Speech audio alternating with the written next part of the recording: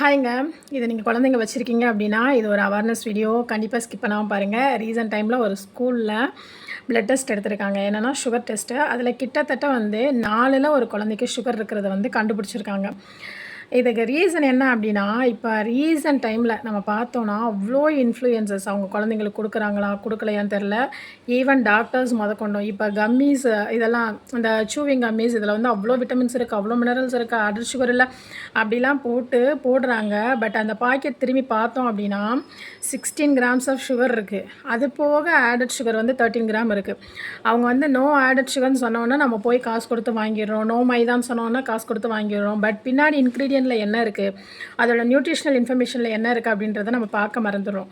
இதே நம்ம 90s கிட்ஸாக இருக்கும்போது என்ன அப்படின்னா, நமக்கு வந்து ரொம்ப ரொம்ப அந்த தின்பண்டங்கள் அப்படிங்கிறது சுகர்னால் செஞ்சுருந்தாலும் அது வந்து அளவாக தான் இருக்கும். இப்போ வந்து பார்த்திங்கன்னா ஜிலேபி இருக்கும், அதுக்கப்புறம் லட்டு, அதுக்கப்புறம் அந்த கல்கோனா சொல்லுவாங்க அது, அதுக்கப்புறம் வந்து உருண்டை, அரிசி உருண்டை சொல்லுவாங்க. ஸோ இது வந்து கிட்டத்தட்ட நீங்கள் எங்கே ஒரு ஷாப்புக்கு போனாலும் சரி, ஒரு பாட்டி கடை இருந்தாலும் சரி, இவ்வளோ தான் இருக்கும்.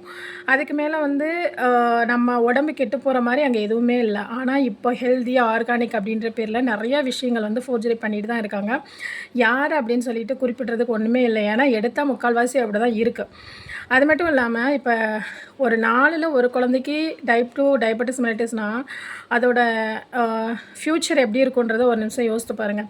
எக்ஸாம்பிளுக்கு என்ன அப்படின்னா, இப்போது எனக்கு ரிலேட்டிவ் தாத்தாவுக்கு வந்து 90 இயர்ஸ். அவருக்கு இது வரைக்கும் சுகர் ப்ரெஷர் கிடையாது. இப்போ தான் ஹார்ட் அட்டாக் வந்திருக்கு. எப்போது 90 வயசில். பட் இப்போ இருக்கிறவங்களுக்கு நான் வந்து 2020ல் ஹாஸ்பிட்டலில் ஒர்க் பண்ணிகிட்டு இருக்கும்போது நான் கார்டியாலஜி டிபார்ட்மெண்ட் தான்.